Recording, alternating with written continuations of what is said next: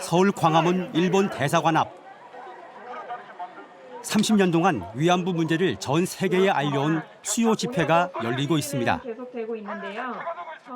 일본 정부가 거액의 예산을 들여 전 세계 평화의 소녀상에 대해 집요한 설치 방해와 철거 요구를 해왔다는 사실은 공공연한 비밀입니다. 일본은 강제동원 사죄배상하라.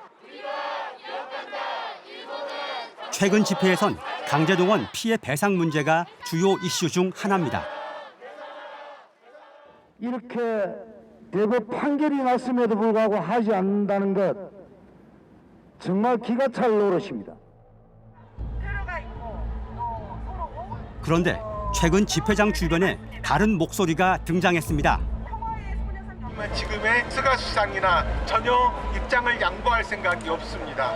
이러한 상황에서 우리가 한일 문제, 한미일 문제를 해결하려고 하면 어떻게 해야 되겠습니까? 남은 방법은 딱 하나뿐입니다. 한국에서 스스로 알아서 해결하는 것입니다. 극우 보수 성향 단체가 나서 맞불 집회를 열기 시작했습니다. 일본이라는 100년 전에 아픈 역사를 갖고 정치적으로 도구로 이용해 먹는 것 두 번 다시는 이용하지 않을 것입니다. 내가 쓰레기냐! 양측의 갈등은 거친 폭언과 몸싸움으로까지 이어지고 있습니다. 자료 청구권은 청구권 협정의 적용 대상에 포함되지 않는다고 보는 것이 타당하고 강제동원 피해자들에게 위자료를 지급하라는 대법원 판결. 하지만 피해자들은 아직 아무런 대상을 받지 못하고 있습니다. 스가 요시히데 군을 내각総理大臣に 새로 취임한 일본 스가 총리는 일본 기업의 자산 압류와 현금화를 중단하라며 오히려 한국에 경고하고 나섰습니다.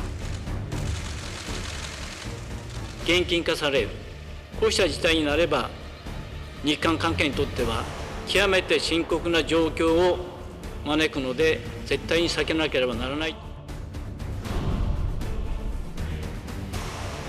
강제동원 판결 2년. 피해자 배상은 어디까지 왔을까?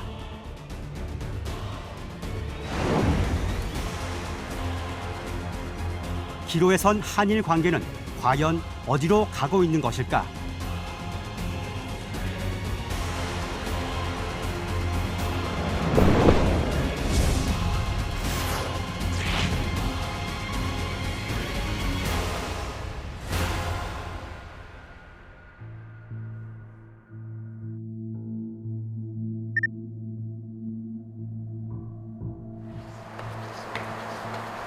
광주광역시 한 아파트.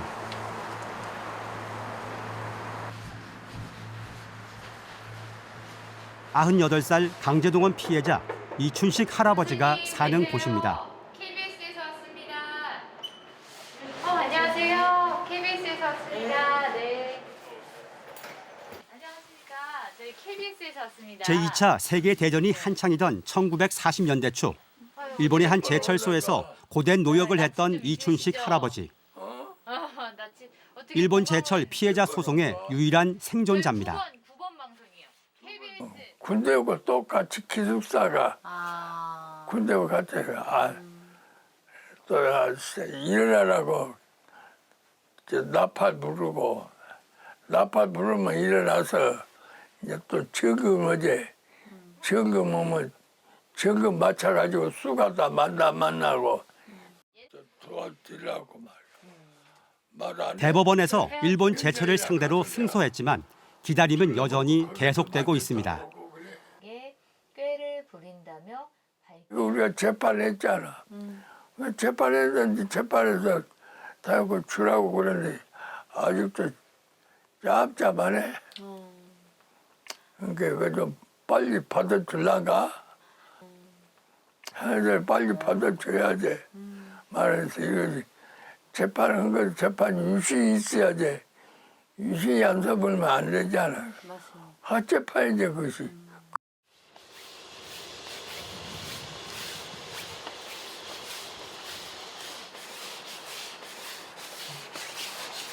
역시 대법원에서 일본 미쓰비시 중공업을 상대로 승소한 또 다른 피해자도 찾아가 봤습니다. 여기 기자님이 가져오신 거.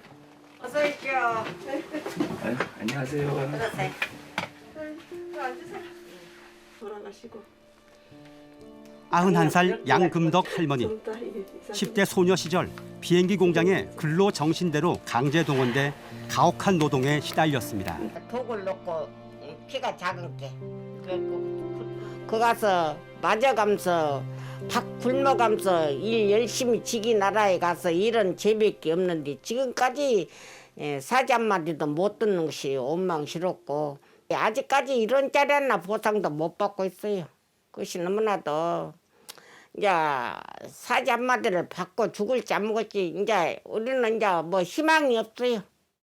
할머니 너무 애쓰셨어요. 기나긴 재판 과정. 세월은 할머니들을 기다려주지 않았습니다. 승소 판결 뒤인 지난 5월에도 한 분이 별세했습니다. 산 사람이 나오고 내가 아는 한 서너시밖에 없어요. 그래 웬만한 다 죽었어요. 동령이 아줌마도 또 죽고. 하루하루가 급한 고령의 강제동원 피해자들. 일본 기업들의 자산 압류는 어디까지 와 있는 걸까? 올해 12월 같은 경우엔 매각명령 신청 절차에 있는 신문서 송달 절차가 이제 공시 송달로 효력을 발생하게 되고 내년 안에는 그래도 구체적인 현금화의 진전이 있지 않을까라고. 법원 서류를 일본 대사관이 받는 걸 거부하고 있어 자산 매각을 못한다는 말입니다.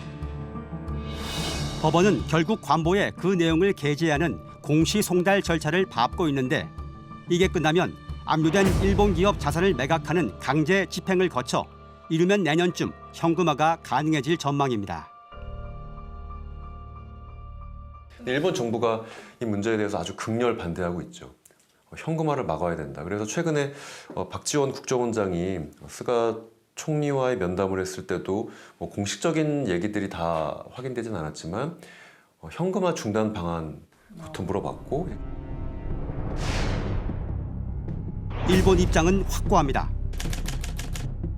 1965년 한일협정 체결 때 무상으로 3억 달러, 유상 2억 달러 등을 한국에 제공해 강제동원 배상 청구권 문제가 완전히 최종적으로 해결됐다는 겁니다.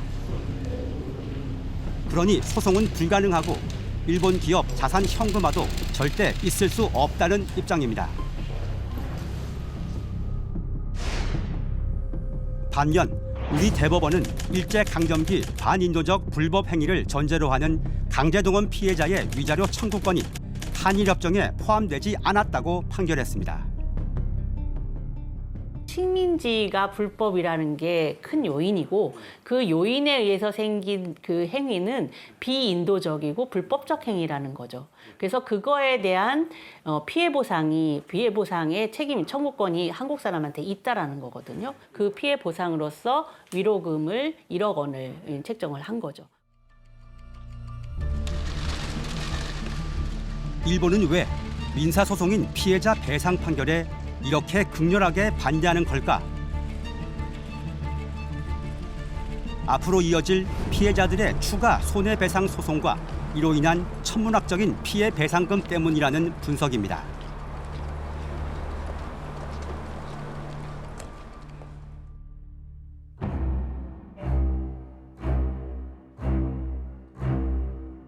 일제 침략 전쟁에 강제 동원된 사료들이 전시된 국립일제강제동원 역사관.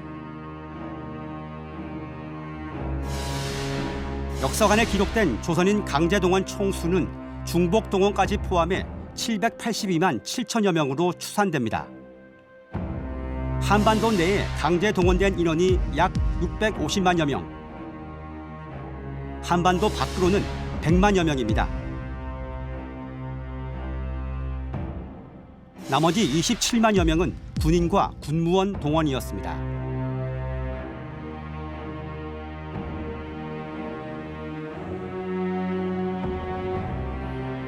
그런데 대법원 판결로 이들 강제동원 피해자들에게 피해 배상의 근거가 생긴 겁니다.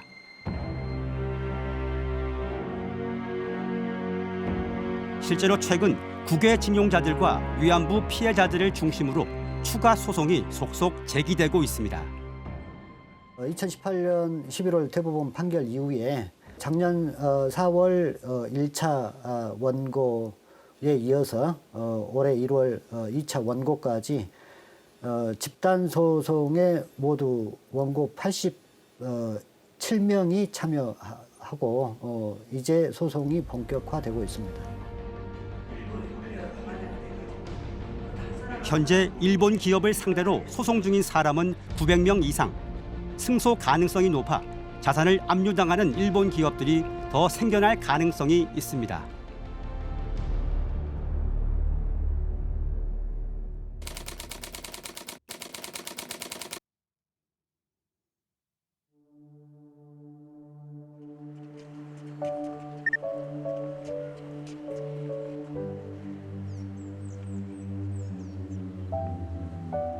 국화꽃을 바치고 재단 앞에 고개를 숙인 사람들.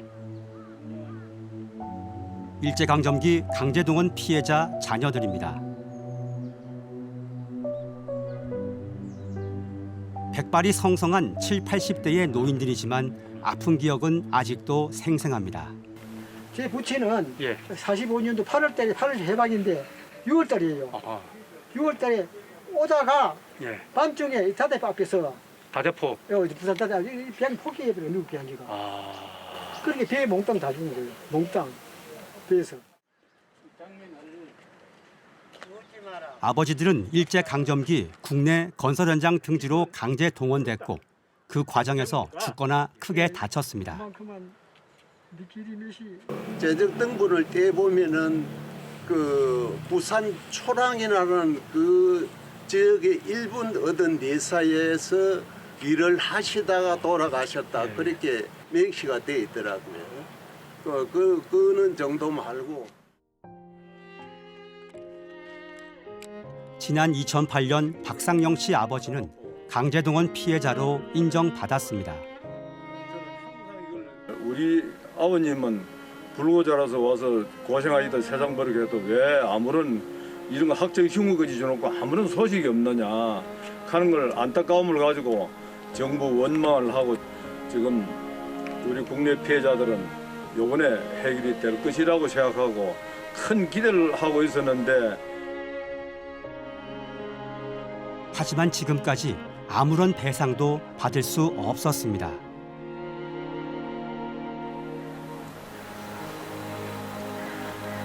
근데 저는 꼭 믿기를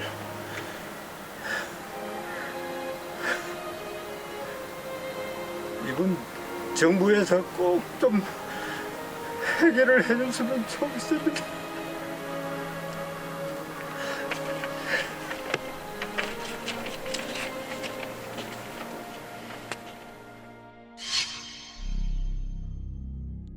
법 규정 때문이었습니다.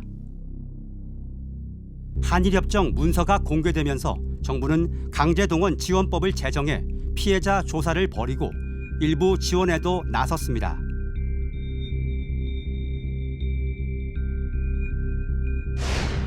조사 결과 국외 강제동원 피해자는 19만 3천여 명, 국내 강제동원 피해자는 2만 3천여 명으로 확인됐습니다. 이 가운데 국외 피해자 또는 유족에게는 최고 2천만 원의 위로금을 정부가 지급했지만 예산 부족 등을 이유로 국내 피해자들은 제외됐습니다. 국내에 가서 죽도록 노력하고 사고로 죽고 또는 거기에서 한 푼의 보상도 못 받고 또 거기에 지금 이제 알려지지도 않고 참 유족으로서 자식으로서 이렇게 해서 됩니까? 하고 울면서 찾아오는 분 많아요. 그래서 이것이 참 문제다 하고 저는 참 연구하는 입장이지만은 참 가슴 아프게 생각하고 있습니다.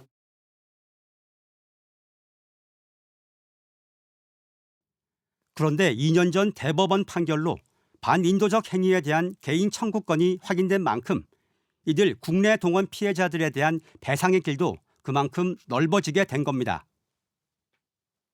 대법원 판결에서 이제 승소 판결을 냈기 때문에 정신대와 보국대와 같은 방식도 일본이 정신적, 신체적인 피해에 대한 보상을 해줘야 된다라는 것이죠. 그러니까 결국은 이제 그게 일본으로 갔든지 조선의 내부에서 했든지 간에 그 관련해서는 지금 피해 보상을 청구할 수 있는 청구권은 이제 가지고 있다라고 볼 수 있는 거죠.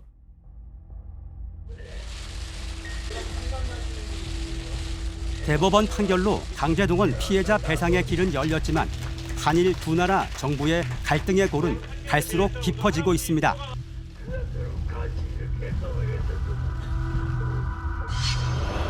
菅義偉君を内閣総理大臣に指名することに決まりました。 지난 9월 취임한 스가 요시히데 일본 총리. 전임 아베 총리만큼이나 강제동원 배상 판결에 강경한 입장입니다. 文大統領には旧朝鮮半島労働者問題をはじめとして現在非常に厳しい状況にあるこの両国関係、このまま放置してはならない旨、私からは伝えました。 반면 강제동원 대법원 판결은 민사소송이고 정부가 사법부 판결에 개입할 수 없다는 게 아직까지 우리 정부의 공식 입장입니다. 네, 기본적으로 이것은 민사 소송입니다. 우리 측의 그 원고 강제동원 피해자들이 일본 기업에 대해서 제기한 소송의 결과입니다. 이 판결을 존중한다는 것은 이 판결이 이행되어야 된다 하는 그런 입장을 대변하는 것이고요. 기자회견을 시작하겠습니다. 저는 동아체육원의 오승희 부장입니다. 이처럼 두 나라 정부 입장이 팽팽히 맞서는 가운데 국민들의 생각은 어떨까? 최근 한 연구단체가 강제동원 문제와 관련한 여론조사를 실시했습니다. 바람직한 문제 해결 방법을 물었더니 역시 대법원 판결에 따라 일본 기업의 배상 조치 그리고 강제 집행이 이뤄져야 한다가 36%로 가장 많았습니다. 그런데 변화가 있었습니다. 여기 보시면 대법원 판결에 따라서 일본 기업이 배상 조치하고 강제 집행도 이루어져야 된다는 것이 작년에는 거의 60%였는데 올해는 36%로 굉장히 많이 줄었습니다. 대신 일본 기업은 배상 책임을 법적으로 지되 실제 금전적 지원은 한국 정부나 민간이 대신 맡는 정치적 결단이 필요하다는 의견이 지난해 2.4%에서 18.2%로 크게 증가했습니다. 일본 기업은 한국의 강제 집행에 따를 필요가 없다는 의견도 14%였습니다. 국민들이 상당한 그 피로감을 표시하고 있다. 그 피로감이라고 하는 것은 결국은 한일 관계, 정부 간 관계 그리고 정책에 대한 피로감인데 국민의 한 62% 정도는 그 정부의 원론적인 그 대응 말고 다른 방식을 찾아야 된다라는 의사를 표출을 하고 있습니다. 그것은 굉장히 큰 변화고 그 변화 속에 여러 가지 대안들을 제시하고 있는데 그 우리 사회에서 이른바 문희상안이라고 하는 그 새로운 안들이 있지 않습니까? 이른바 문희상안은 2019년 당시 문희상 국회의장이 한일 관계 해법으로 제시한 안입니다.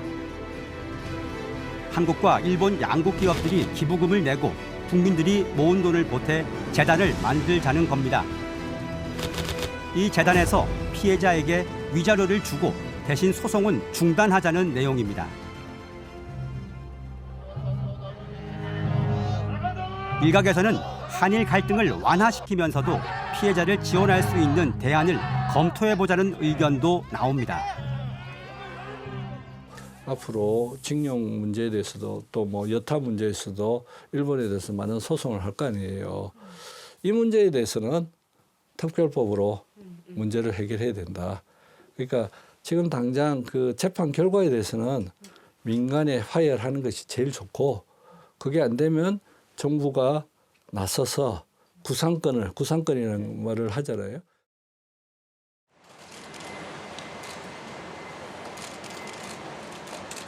우리 정부가 일단 피해자들에게 위자료를 주고 일본 기업에 구상권을 청구하자는 겁니다. 이런 중재안들에 대해 피해자와 피해자 지원단체 생각은 엇갈립니다. 내 욕심으로서는 경호가 우리 한국에서 정부에서 우리한테 청산해버리면 쓰겠냐 그거죠. 난 그 생각이야. 이번 달에 만나 그렇게 수업할 것이 아니고 이미 그분도 있으면 얼마나 대할 거니. 생전에 그 처리해 주면서 현재 대통령이 그랬으면 쓰겠어. 한국 정부가 먼저 선제적인 조치를 취하는 순간 사실 이 문제에 있어서 모든 것들이 다 무너지고 끝나는, 피해자들이 20년 넘게 싸우시면서 받았던 판결이 한국 정부에 의해서 무효화되는 결과로 만들어질 것이라고 보고요.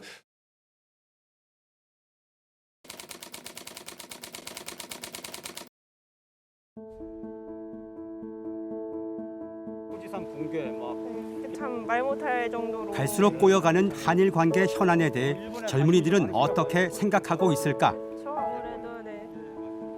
한일 미래 대화에 참석한 대학생들 얘기를 들어봤습니다.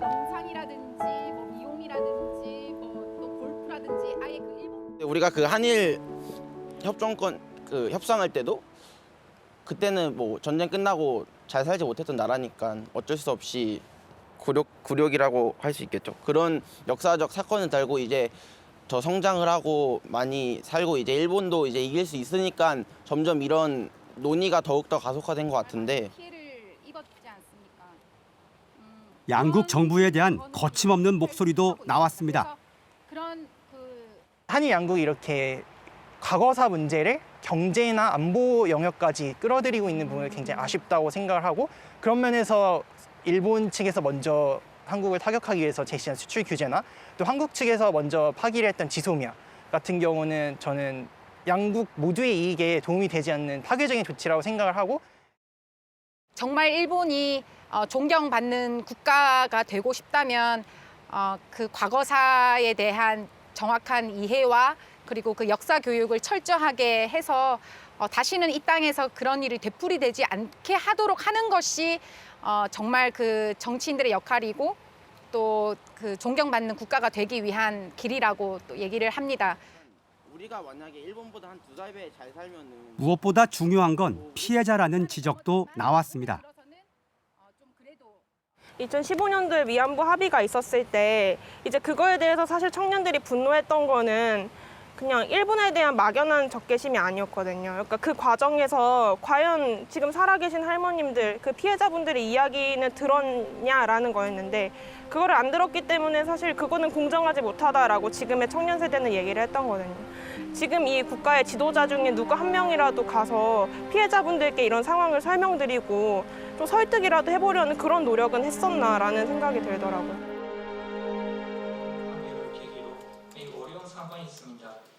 지난달 열린 한 세미나, 주한 일본 대사는 스가 정부 출범을 계기로 대화의 문을 다시 열자는 원론적 뜻을 내비쳤습니다.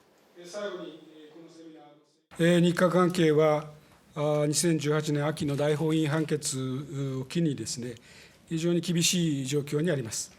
こうした中で昨年来困難な状況が続いてきた日韓関係について、日本における政権交代を機にですね、関係改善を図ろうという機運がですね生まれてきていることを歓迎したいと思います。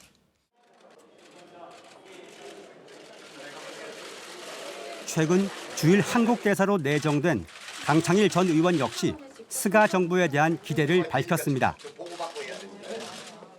스가 총리는 좀 실용주의적인 분 아니겠습니까? 그래서 일본 국가의익이 무엇인지 생각하면서 충분히 이 노선을 바꿀 수도 있다.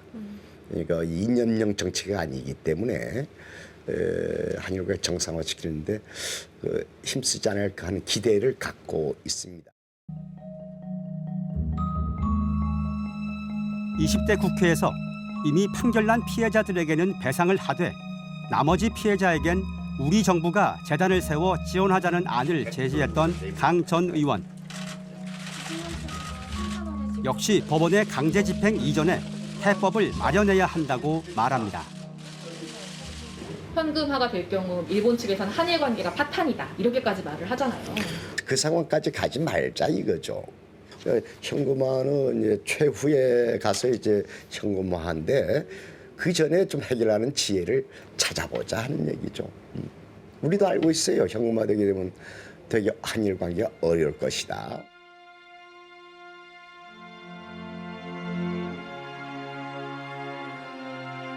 식민지 역사 바로 세우기와 피해자 구제를 위한 2년 전 대법원 판결은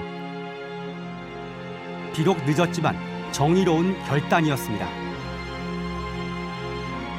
이것은 역사 청산의 문제이고 저희가 정당하게 요구해야 될 권리이고 또 세계 평화를 위해서 한국이 반드시 해야 될 의무이기도 합니다.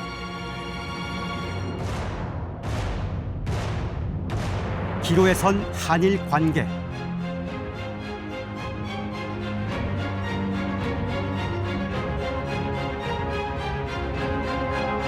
피해자들의 눈물을 닦아주면서